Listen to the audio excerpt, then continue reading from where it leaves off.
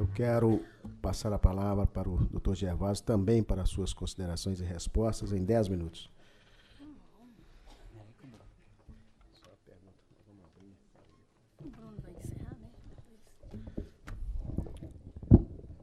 A história é a ciência que, ao estudar o passado, permite fazer análise do presente e projetar o futuro. Por isso que estudamos a história, para nos entendermos no dia atual e projetarmos o futuro. Eu não preciso vir aqui fazer um juramento solene dos compromissos que irei assumir, porque a minha história demonstra de forma cabal que todos os compromissos da chapa AMB com você são compromissos que estão coadunados com a minha atividade associativa. Eu não integro a atual direção da Associação dos Magistrados Brasileiros. Eu sou presidente de uma associação dos magistrados de um estado pequeno que, a partir do trabalho desenvolvido nesta associação, colega Maria Luísa, a partir do trabalho desenvolvido nesta associação, nós conseguimos, num espaço de 4 anos, melhorarmos as condições dos magistrados do Estado do Maranhão, que hoje podem indicar 2 cargos em comissão, o assessor e o secretário judicial. Conseguimos reduzir de 10% para 5% a diferença de entranças, de 4 entranças para 3 entranças. Conseguimos, e fomos a primeira associação a ter voz nas sessões do Pleno do Tribunal de Justiça. Foi a primeira associação a conseguir assento na Comissão de Orçamento do Tribunal de Justiça. Fomos a primeira associação a integrar o Comitê Executivo e o Comitê Gestor do Tribunal de Justiça. Fizemos isso com a luta associativa. Fizemos isso pelo compromisso que temos com cada um dos magistrados e magistradas do Estado do Maranhão e agora do Brasil. Eu tenho um projeto de vida após a presidência da AMB. É retornar para a minha vara, para o 9º Juizado Especial Cível das Relações de Consumo, e dizer aos meus jurisdicionados, o serviço que nós prestamos hoje, a valorização que você faz hoje do magistrado, eu ajudei a construir. Eu contribuí com a democracia brasileira, eu contribuí para fortalecer as prerrogativas e os direitos dos magistrados. É fundamental termos a compreensão de que o Brasil é um país plural e diversificado.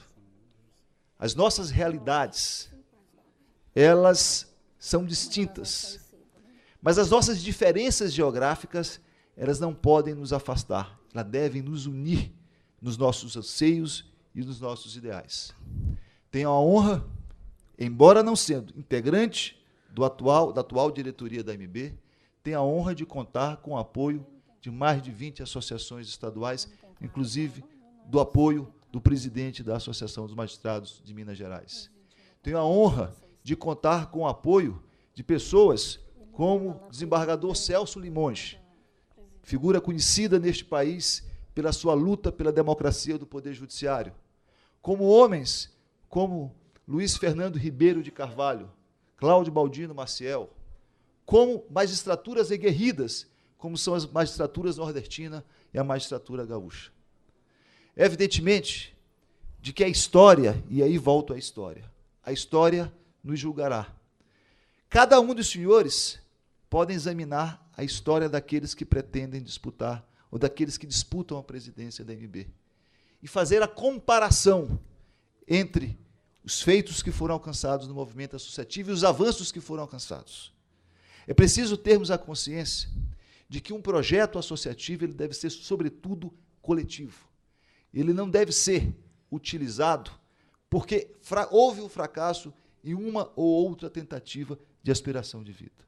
Nós temos que ter a consciência de que quem se dispõe a ingressar no associativismo deve se dispor a servir uma causa, a servir a um segmento, a servir à democracia, a servir ao Brasil.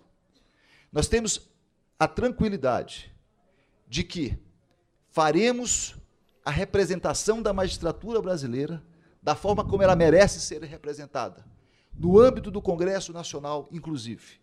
E, para isso, contamos com a capilaridade dos apoios por esse Brasil afora. E eu ousarei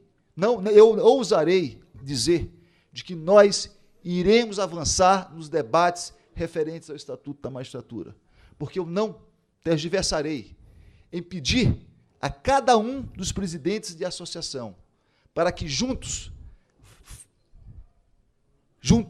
marchemos ao Congresso para fazer o bom diálogo, para convencer aquela casa de que apenas uma magistratura autônoma, independente, com as suas garantias reconhecidas, é que é capaz de afiançar a democracia brasileira.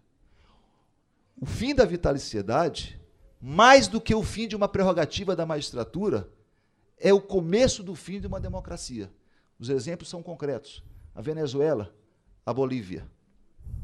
Mais do que defendermos meras prerrogativas, estamos defendendo a independência do Poder Judiciário. E aí é fundamental também utilizarmos o momento do debate em relação ao Estatuto da Magistratura para democratizar o Conselho Nacional de Justiça. Não é concebível que os representantes da magistratura estadual sejam indicados apenas pelo Supremo Tribunal Federal, sem qualquer participação da magistratura brasileira. Não é concebível que as resoluções sejam baixadas goelas abaixo, sem que nós tenhamos a possibilidade sequer de fazer o debate, de apresentar as nossas ponderações. Minas Gerais não é o Acre. O Acre não é São Paulo. São Paulo não é Sergipe. Sergipe não é o Rio Grande do Sul. O que eu quero dizer com isso? Estamos unidos nos nossos ideais, mas cada um dos estados da federação tem peculiaridades próprias, condições socioeconômicas diferenciadas. E, portanto, a solução para os nossos problemas, elas necessariamente devem passar pelo exame das peculiaridades e da situação de cada um dos estados. Nós iremos fazer um bom debate. Nós iremos ao Congresso Nacional, nós iremos a todas as instituições para demonstrar de que cabe ao Estatuto da Magistratura suprir esta omissão legislativa que permite que o Conselho Nacional de Justiça, ele mesmo, se autorregule. É preciso compreendermos de que esses 22 anos, como falava Bruno Terra, de omissão no que diz respeito à regulamentação da carreira da magistratura, regulamentação da nossa lei orgânica. A senhoria tem 3 minutos para concluir. A regulamentação da lei orgânica tem sido danosa. E esse é um dos fatores que nos enfraquece. Porque hoje temos um órgão que é absoluto. Hoje temos um órgão que não possui parâmetros, salvo os parâmetros definidos em termos genéricos pela Constituição e pelo seu próprio regimento. É preciso. E o campo de batalha será justamente o momento do Estatuto. Como ali no Estatuto é possível também, e é permitido, será permitido, é possível também incluirmos dispositivos que possam democratizar o judiciário, como, por exemplo, considerar o tribunal, referido pelo artigo 96, inciso 1 da Constituição Federal, para fins de eleição da mesa diretora, integrados por membros da magistratura de primeiro e de segundo grau. Como também é possível incluir no dispositivo referente ao subsídio, dispositivos que possam, de alguma maneira, resgatar o nosso tempo de serviço, que é uma luta que deve ser uma luta encampada por todos.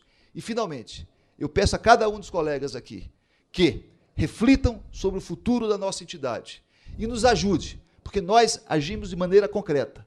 E nós lançamos a nossa campanha, nós lançamos a nossa candidatura, e juntamente com o lançamento da nossa candidatura, lançamos uma campanha para arrecadar pelo Brasil afora, para colher pelo Brasil afora assinaturas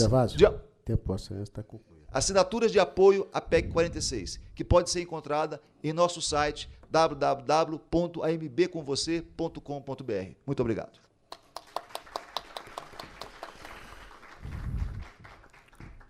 Nós vamos passar agora a última fase do debate, abrir perguntas aos que se encontram aqui presentes, juízes e colegas aqui presentes, com a recomendação da regra pré-determinada de que cada cidadão que se habilite a fazer a pergunta terá 1 minuto para fazê-la, e, no caso, o palestrante, o convidado, tem, a quem for dirigida a pergunta, tem 3 minutos para responder.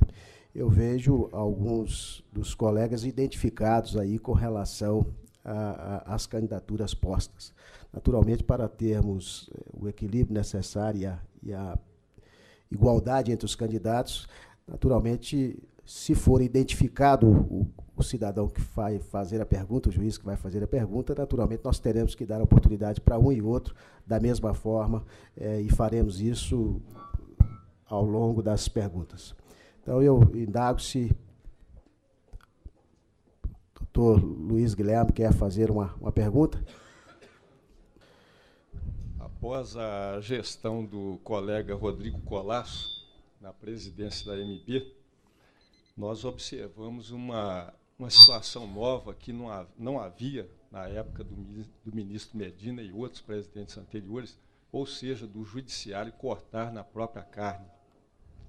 Nós vimos a continuidade dessa ideologia estranha através da presidência atual da AMB e presenciamos, estarrecidos, como foi falado várias vezes aqui, um massacre em cima do nosso amigo ministro Medina.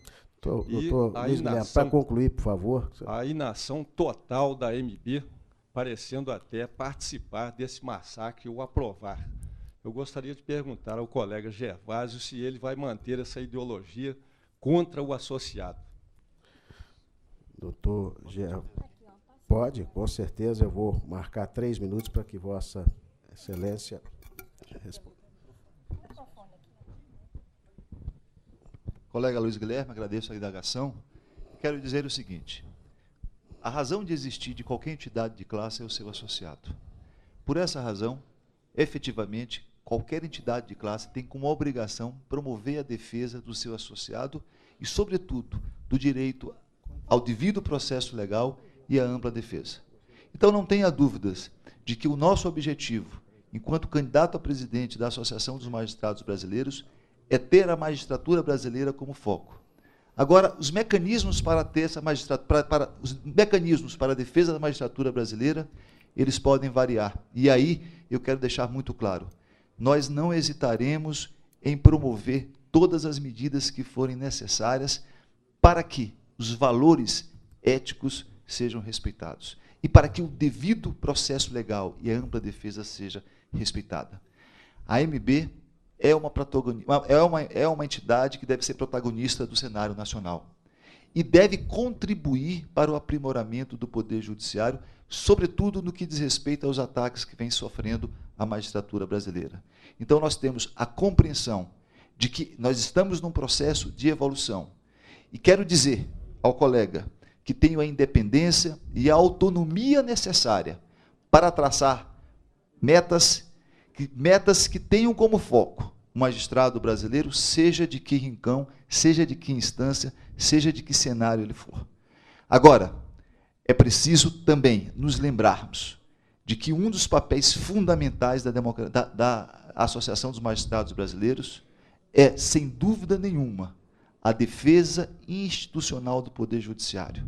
E um Poder Judiciário somente se faz forte, somente se faz ético, somente se faz transparente se a sua magistratura for respeitada. Então, a sua pergunta, eu quero deixar muito claro.